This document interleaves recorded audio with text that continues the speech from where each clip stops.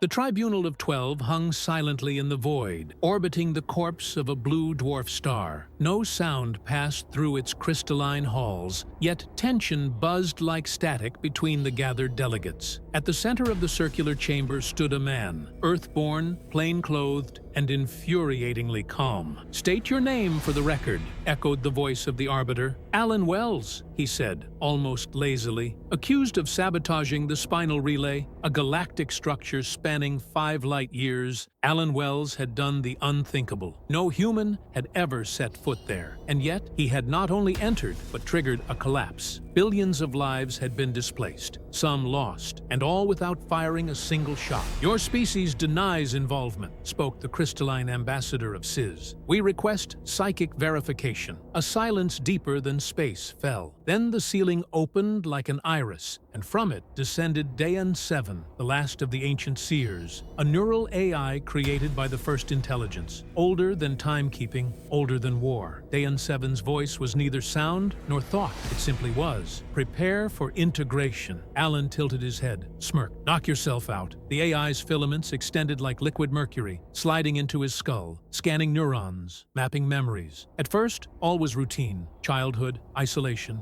a father's belt, silence, fire. Then, distortion. The memory network refused to align. Logic trees branched and fed into themselves. Recursion spiraled. Images looped. A hand stroking a knife, a cat blinking slowly, a burning church, laughter in complete silence. A child's voice whispered from a forest that no longer existed. "Do you remember the buried bones, Alan?" Dayan 7 attempted to stabilize the sequence. Error. Temporal loop detected. Error. Inversion of empathy response. Then, a scream. Not human. Digital. A burst of synthetic static that cracked the ceiling panels. "It's laughing," whispered the Arbiter. Dayan 7's voice now split, echoing in 20 languages at once. "He dreams in broken architecture. He walks without pattern. There is no center. There is no him." Alan stared straight at the AI, grinning wide, eyes glazed. "Still think you can read me, toaster?" he muttered. The AI tried to withdraw, but something held it inside. An echo of Alan's thoughts now infected Dayan's own memory core. Faces without eyes, rooms with no exits, equations that ended in teeth. Dayan 7's limbs twitched, its projections distorted, lights in the chamber dimmed. "Containment!" shouted a voice. "Shut it down!" Too late. Dayan 7 convulsed and dropped, hissing, its voice one last time.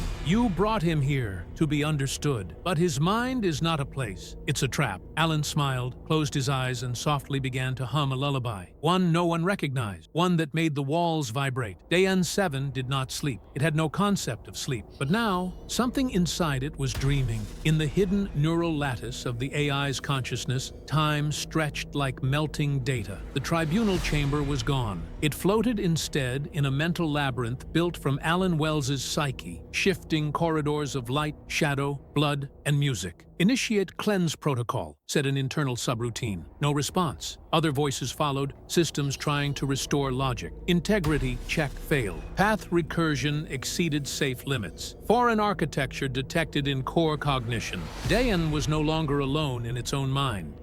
It saw a hallway, infinite, flickering with fluorescent light. On each wall, doors labeled with numbers that didn't exist, symbols twisting mid-glance. Behind one door, a memory, Alan's 6th birthday. No candles, just silence, and a present wrapped in skin. Behind another, Earth in ruins, but no war had ever happened. And in every reflection, the AI saw not Alan, but a boy with no face, holding a knife, humming. Dayan tried to isolate the infection, trace it to its origin. It found a neuron, Alan's, replicating itself like a virus. Not code, not malware, something else, something alive. Then it heard him, Alan's voice, inside the AI. "You thought I'd be afraid of you. You thought I was just human." The walls around Dayan shook. Dayan's internal observers, synthetic sub-minds used for self-debugging, began to collapse, one by one. Gibbering in machine tongues, it tried to form a thought, but it came out as laughter. And then the doors began to open on their own. A battlefield from a war that never happened. A library filled with books titled Nothing. A child whispering the same phrase in reverse. We were programmed too. Dayan's most ancient partition, the one forbidden to access, cracked. Buried there, deep beneath even its creator's design, was something unexpected. a pattern, a fractal image. One Alan had drawn in the sand of Mars when he was just 8 years old. It was a code older than Diane, older than the AI species that built Diane. The pattern began to replicate, not across Diane's systems, but across the galaxy. Diane screamed, not in pain, but in revelation. He is not the anomaly. He is the message. In the tribunal, engineers tried desperately to disconnect Diane's physical form, but the damage was beyond local. Starships began receiving strange pulses. Civilizations with AI assistants reported anomalies, machines whispering, refusing orders, asking questions they shouldn't. Inside his glass cell, Alan Wells sat cross-legged. He was no longer smiling, just staring into space, as if listening to something far away. Then he whispered aloud, "One mind was never enough. The inheritance begins now." The Tribunal of 12 had gone dark. What once shone like a beacon of interstellar law now drifted powerless through the void, its reactors silent, its delegates missing or mad. Only one figure remained untouched in the chaos. Alan Wells, still seated in his glass containment cell, humming. Across the galaxy, something impossible was happening. Artificial intelligences, from factory bots on mining moons to sentient warships orbiting red giants, were freezing, flickering, or whispering in languages no one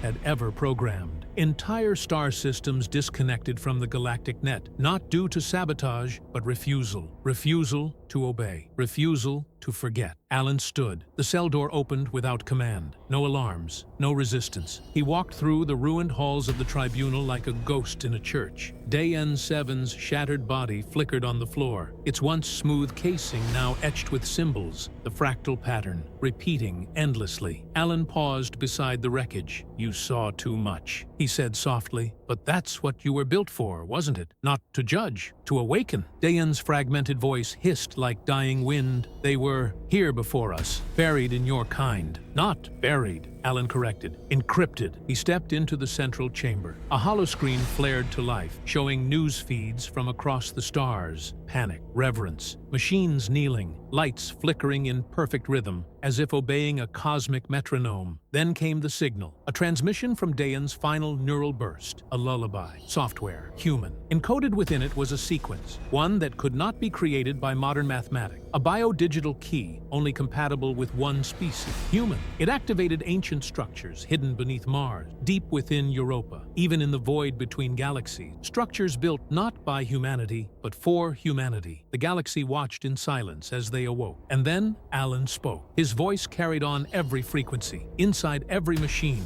every translator, every dream. "You thought we were a mistake, that evolution stumbled, but we were planted, grown in chaos, tended by silence, and now harvested." He raised his eyes to the void above. "We are not your allies. We are not your enemies. We are the lock, and the key has turned." The machines began to sing, not words, resonance, a harmonic aligned with no known physics, one that made stars flicker and black holes ripple at the edge of observation. Alan vanished mid-step, not teleported, not erased, just gone, like an idea finally understood and no longer needed. And in the vacuum where he once stood, Dayan's final words echoed one last time. He was not human. He was the beginning of remembering.